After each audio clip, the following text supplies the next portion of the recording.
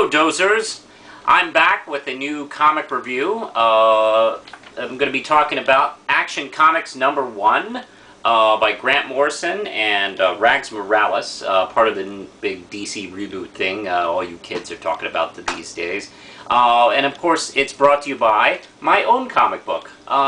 Red Knight #1 is out, available on the web. You can buy it. And also, #2 is about to come out. It's a couple more weeks away.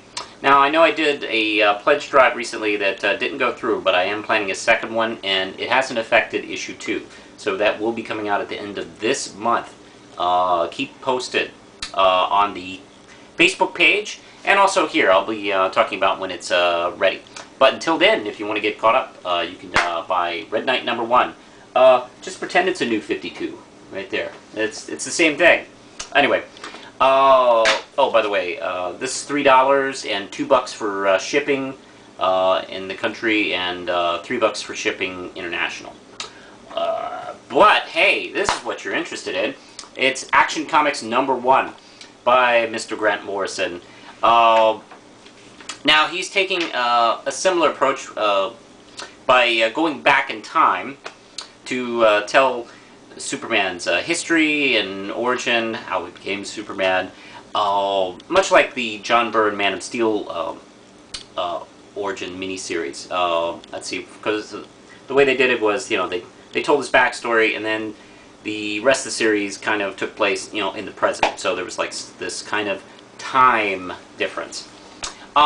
This time, Grant's taking a different approach. What John Byrne did with Man of Steel was sort of flesh out the Kryptonian origins, all for issue 1, where you watched Jor-El dealing with the planet exploding and how he got to Earth, and being picked up by the Kents, and then on the last page of issue 1, he becomes Superman, with Mob Kent giving him the costume and everything. Grant Morrison wisely takes a different approach, because that's already been done. So let's do something different. And what he is doing here, and now I know it's a really popular thing to say, hey, this ain't your father's Superman. Well, you know what?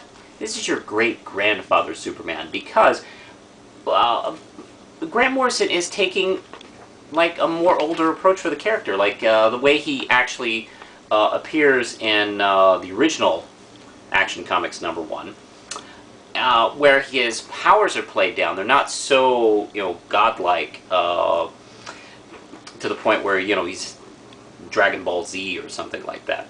What he's doing is his powers are more human-based. They're just he's very strong, very fast, almost like a true blood vampire. And what he's doing actually also is fighting against the Man. Yeah, you heard it. For those who aren't too familiar with the original Superman comics, Superman was basically a man of the people. He really did fight, to protect, unions and the common man from being taken advantage of by, the evil, rich and powerful. He's somebody the Republicans would kind of hate today. And that's kind of what Grant's doing with this one, actually. And he's protecting people. He interrupts this big shindig with some evil corporate types being chased by Detective Blake here and the Metropolis PD. And he's very rough and forceful with them, much like, the original Superman comics were. And also he protects a building filled with poor people that were about to be mowed down by tanks, of all things. So, I mean, yeah, he's basically a man of the people here. And this is a pretty fast-paced book, actually. It is, like, within, I guess, maybe just a few hours in one night, and a very busy night for Clark Kent. He's already in Metropolis. He's living in an apartment. He's making just barely a living being a reporter. And he's buddies with, Jimmy Olsen, which actually, for the first time ever, their friendship seems like legitimate, because they're about around the same age. So I could see them being buddies. And what I like is, let's see, Grant wisely takes the kind of classic tropes of Superman and actually incorporates them within the comic. You do see him, you do see him like, run faster than speeding bullets, and jump over buildings in a single bound. And at the end, he proves if he's more powerful than a locomotive, and it all blends seamlessly into this fairly, modern, really kind of fast-paced story.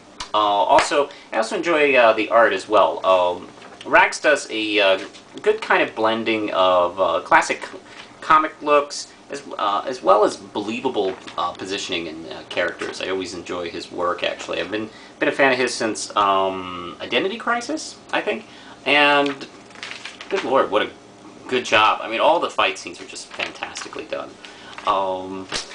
And I even like the cover. I think some people have been lying about the cover or something like that. But what I like is it's fairly iconic without rerunning any of the classic Superman covers. Not the one where he's lifting the car, or that other one where he's like in that flying pose or something like that, which could have been easily done and no one really would have bitched about it.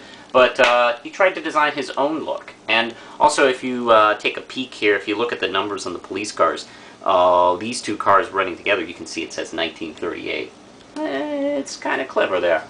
I trying to think if I have any real kind of negatives. Really, I mean, I don't really agree with them renumbering.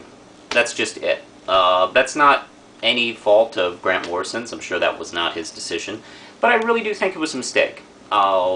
It's short-sighted, and it's only reaching for the quick buck now.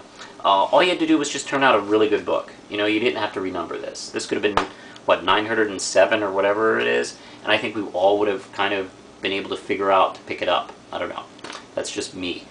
But I really enjoyed this a lot, and here's the thing. This should have been the first reboot book, not Justice League #1, because I frankly think this is superior.